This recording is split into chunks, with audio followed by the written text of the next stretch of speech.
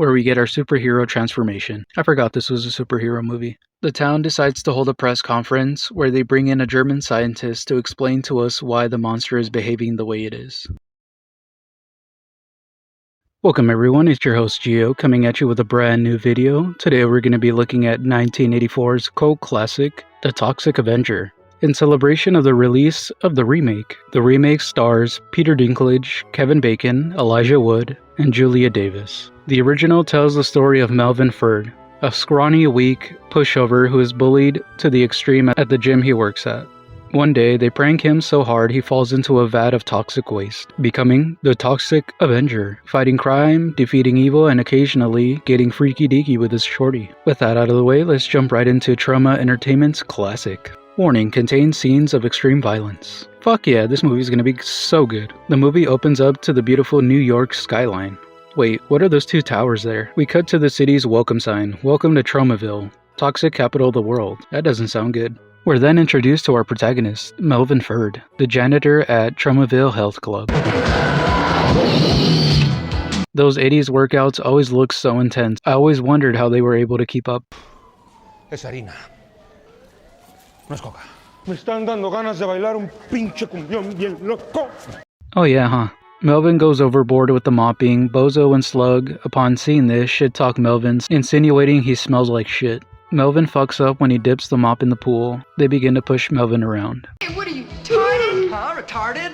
Did I just hear someone use a microaggression? Bozo starts tweaking out, so he goes and pumps some iron. Meanwhile, Slug goes and pumps Wanda, if you know what I mean, and I think you do. Are you sure no one will come in? I paid Tony $15. He said the place is ours till tomorrow morning. Wait a minute, isn't that Melvin in the back? Oh yep, called it. Ew, Melvin, you little freaky deek. Get out of here, you pervert! Or I'll kill ya!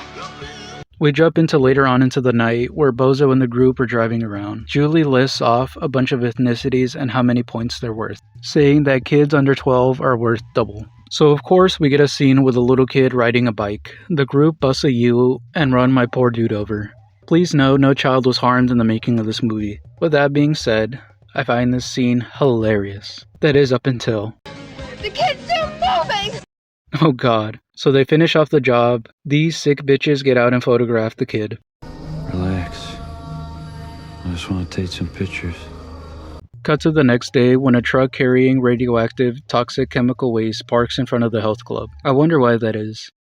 Check this out. Holy shit, why didn't you say so? Oh yeah, huh?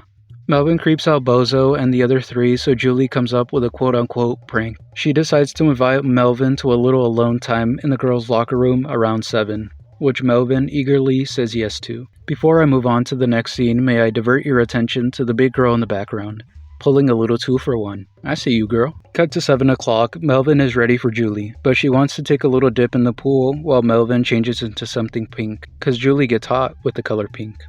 Melvin's hesitant at first, but after a little bit of persuasion, he agrees to change. Look at Melvin over here tweaking out over some pussy. He meets up with Julie, but the lights are off. Once on, Melvin is macking it with a rather sensual looking sheep. Mocked and humiliated, they chase Melvin around, causing him to... He rolls around in pain while everyone just stares and points, with Bozo even saying he's faking it. The cops show up to help, but one catches fire. Melvin makes a run for home, where we get our superhero transformation. I forgot this was a superhero movie. After the transformation, Melvin runs into the wilderness of New York.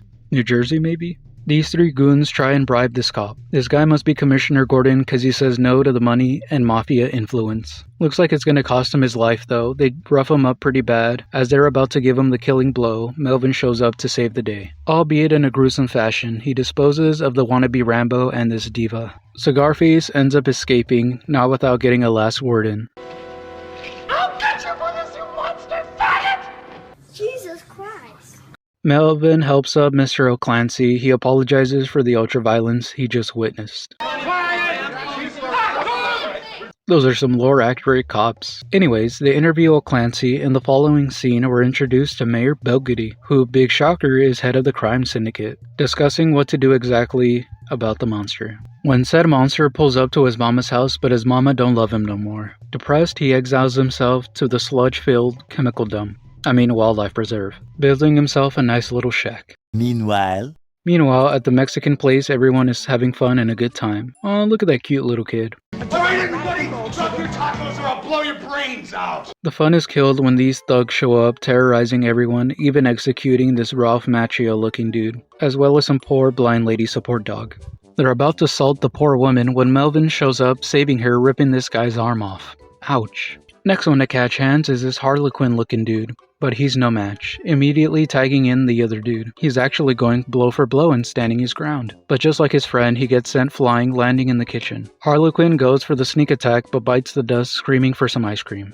Mr. Tough Guy isn't so tough when he's left to deep fry. Oh, and you can't forget the mops. After the fight, Melvin helps the blind lady Sarah home. I swear, can someone tell me about those two towers? I've never seen them before in New York. Once they arrive at her pad, Sarah fixes Melvin a hearty PB&J sandwich. After the meal, Sarah wants to feel Melvin's face. You know, get a feel for who saved her. When this happens. Oops. Sorry. The town decides to hold a press conference where they bring in a German scientist to explain to us why the monster is behaving the way it is. So somehow the toxic chemicals altered Melvin so much, they command him to basically dispel all evil. Nice, but let's turn our attention back to the health club, where we got this Mario-looking motherfucker slinging mushrooms, steroids, booger sugar, you name it, this Koopa's got it. But he won't get off that easy, not in Melvin's town. Melvin arrives to dish out punishment. Mario was just an appetizer. Now that Melvin has tasted blood, he wants more, so let's lock in with him. First on the chopping block is Wanda, who's getting a little too freaky-deaky in the sauna with those pictures. RIP. Melvin is pissing on the side of the wall like it's something normal. When Mr. Epstein pulls up to sell Melvin a young girl, he gets disposed of pretty quickly, but he calls in his goons. One by one, they all follow Melvin, who proclaims, "The things are gonna change in this town."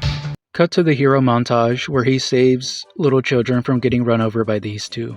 With all the good that Melvin is doing, Mayor Belgoody is quaking in his boots, watching his empire crumble, literally plotting on Melvin's downfall in the next scene. His goons try and take out Melvin, but Melvin just says nope, it's time to lock in again. Melvin exacts his revenge against Julie, chasing her around the club, eventually ending up in the basement. RIP. Bozo is acting like a bozo, waiting for Julie in the car. Him and Slug say fuck it, beating up an old woman for her car. They eventually encounter Melvin, taking him for a ride. They try to swerve him off, but Melvin has other plans.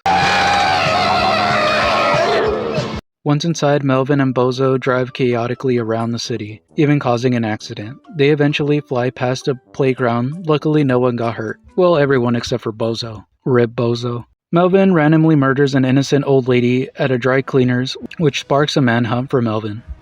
Ignoring the townsfolk's plea to call off the hunt, the mayor and the police force look for Melvin, who's just casually camping in the woods out in the open with his girl. The National Guard's here too. They want to arrest Melvin, but Mayor Belgoody wants him dead. So now we've reached the climax. Melvin stands his ground, ready to die, but the townsfolk come to his aid. Belgoody unloads on Melvin, but does nothing. Everybody just stands around watching Melvin disembowel Belgoody. Officer O'Clancy, take care of this toxic waste. Everybody cheers and celebrates, for all evil has been banished from Tromaville. After a few closing words from the narrator, our feature film comes to a close. I can guarantee you nobody is making movies today like Troma was back in the 80s and 90s. Just like with Puppet Master, I'll briefly go over the co-founder of Troma as well as the director of The Toxic Avenger. He is, in my opinion, one of, if not the most influential filmmaker of all time, other than maybe Roger Corman. He gave rise to creatives such as James Gunn as well as Trey Parker and Matt Stone. Yeah, he's kind of a big deal. He is Lloyd Kaufman. Born Stanley Lloyd Kaufman Jr. on December 30th, 1945, to Ruth and Stanley Kaufman. He attended Yale University, where a couple of his buddies introduced him to his lifelong obsession, cinema. He took a year off of school and joined the Peace Corps in hopes of making a change. He eventually returned back to school. He produced a movie for his buddy and directed his first full-length film, The Girl Who Returned, in 1969. Lloyd graduated in 1968 alongside fellow classmates Oliver Stone, who wrote the screenplay for Scarface, The Doors biopic, and Natural Born Killers, as well as directing Natural Born Killers and The Doors biopic. He also graduated alongside one of the worst presidents to have ever sat in office in the 21st century, none other than George W. Bush. Thank you. Now watch this drive.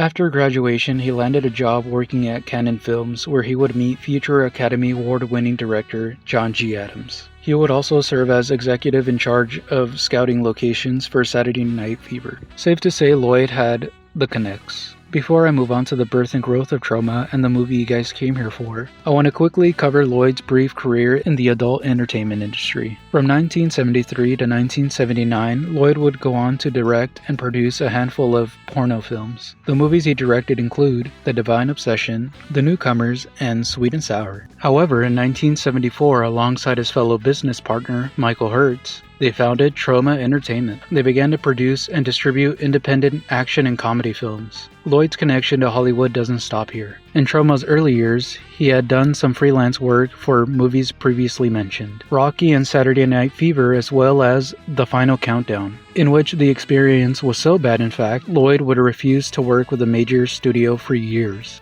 Continuing on, from 1974 to 1981, Michael and Lloyd wrote and directed a string of successful sex comedies, which include The First Turn On, Stuck on You, and Squeeze Play, where Kaufman uses the alias Samuel Well, as well here on Toxic Avenger. Finally, with the name drop, we can talk about the movie. With principal photography taking place all around New Jersey, filming wrapped up in 1983, and so in 1984, The Toxic Avenger was released, mostly being played as a midnight movie in a single movie theater in New York City, until 1986 when it opened for 45 screens in its opening weekend. The reception from critics were not helpful either in its initial run, with the majority of them shitting on the movie, exclaiming, "As for the movie itself, it's still a piece of trash, if a marginally entertaining one," said Keith Phipps from the AV Club.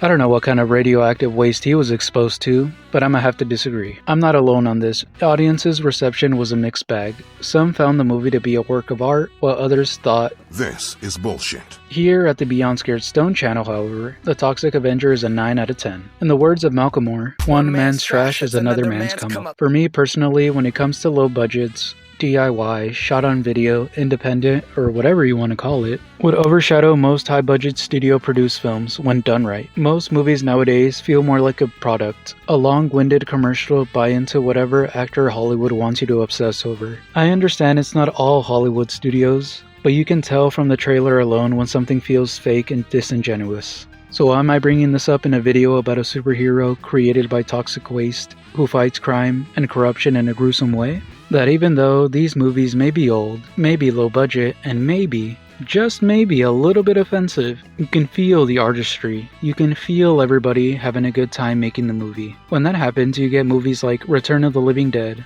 The Toxic Avenger, Reanimator, Sorority Babes. I could go on all day. Perhaps I'm just too nostalgic for an era I didn't grow up in. Alright, that's enough of my ramblings. I gave this movie a 9 out of 10, so let's go ahead to my favorite and least favorite parts of the movie. My least favorite part of the film was the offensive words, big no-no. However, goons getting ripped apart and beaten to a bloody pulp, we do like. Him kicking ass and taking names was my favorite part of the film, specifically when he was kicking ass in the Mexican place. Alright everyone, that's gonna be it for today's video. I hope everyone enjoyed my little TED Talk at the end there. I do have announcements to make, so everyone please gather around. Let's go ahead and start off with the bad news. There's gonna be only one upload this month. Aww. I know, sad news. I'll be getting my wisdom teeth removed, that is why. So I'm going to be recovering from that, but in good news, I'm planning on releasing hopefully 5 videos in October. You heard me, 5. Spooky time is upon us everyone, so let's go ahead and celebrate the right way. With 1 gateway horror movie, Season 1 of a TV show, 1 Disturbed Discovery entry, Sexy Vampires, and the WNUF Halloween special. Wish me a speedy recovery so I can get back to making videos for you guys. Make sure to like, subscribe, check me out on Instagram, and that's going to be all folks. I'll catch you guys in the next one.